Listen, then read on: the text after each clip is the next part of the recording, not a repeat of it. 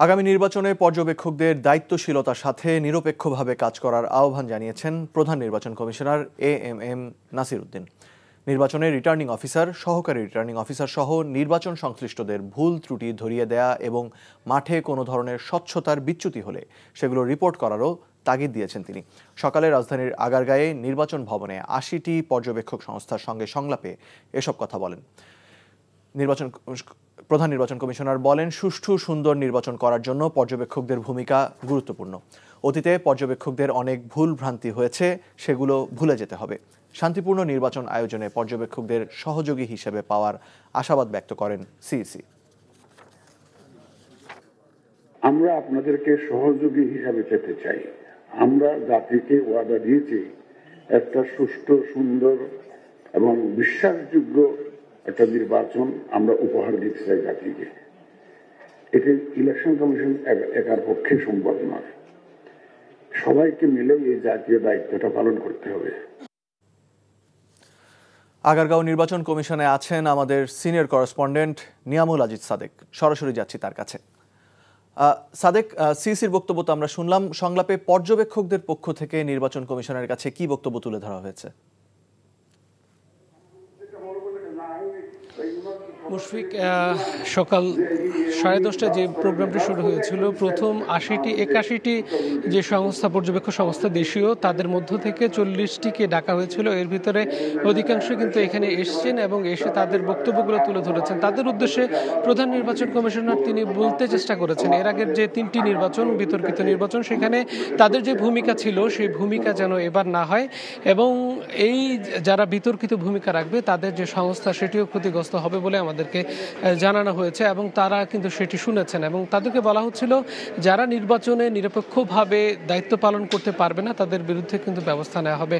বেশ কড়া ভাষায় কিন্তু এই বিষয়গুলো তুলে ধরা হয়েছে। বিশেষ করে যে 40,000-এর বেশি যে ভোট কেন্দ্র রয়েছে, সেই ভোট কেন্দ্রগুলোতেও গত নির্বাচনে আমরা দেখেছি 2 লাখের বেশি পর্যবেক্ষক কিন্তু নিয়োজিত ছিল, দেশীয় পর্যবেক্ষক। এবং এবার কিন্তু তাদের যারা সরাসরি এইসব কাজে, বিভিন্ন ধরনের বিতর্কিত কাজে নিয়োগ ছিলেন, তাদের কিন্তু এই নির্বাচনে যেন তাদেরকে নিয়োগ না দেওয়া হয় সেই বিষয়টি বারবার তাগিদ দিচ্ছিলেন কমিশনার এবং প্রধান নির্বাচন কমিশনার। তারা বলছেন যে যারা কোনো একটি দলের পদাধিকারী আছেন, কোনো একটি দলের হয়ে এর আগে কাজ করেছেন, তাদেরকে যেন পর্যবেক্ষক হিসেবে নিয়োগ না দেওয়া হয় এবং পর্যবেক্ষক হিসেবে তারা নির্বাচনের দিনগুলোতে যেন অত্যন্ত স্বচ্ছভাবে, স্বাধীনভাবে তাদের মতামত প্রকাশ করতে পারেন, কোনো দলের পক্ষে যেন কাজ না করেন, সে বিষয়টি গুরুত্বপূর্ণ বলে জানিয়েছেন সিইসি।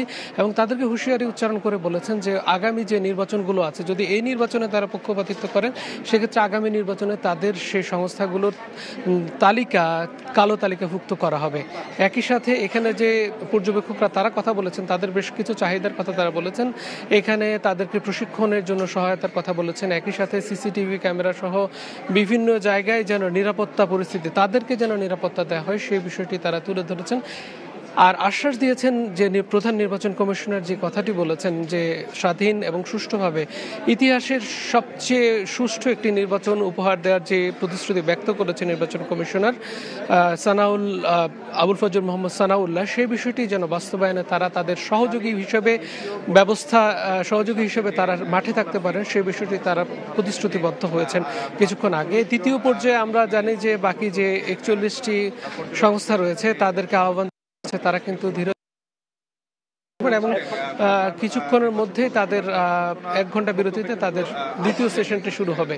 তো মোটা দাগে বলা হচ্ছিল যে পর্যবেক্ষক এবং সাংবাদিক যারা রয়েছে তাদের যে কার্যক্রমগুলো, তাদের যে নীতিমালাগুলো, সেগুলো যেন ভালো করে জেনে আগামী নির্বাচনে প্রয়োগ করা যায়, কারণ তাদের উপরে নির্ভর করছে নির্বাচন অনেকটা সুষ্ঠু হওয়ার ক্ষেত্রে কতটা প্রতিবন্ধক হচ্ছে, এই বিষয়গুলো জানার চেষ্টা চলেছে। তো দ্বিতীয় পর্যায়ে আজকে পর্যবেক্ষকদের নির্বাচন সংলাপ চলবে, সেটি নিশ্চয়ই জানিয়ে দেওয়ার চেষ্টা করবো। মুশফিক,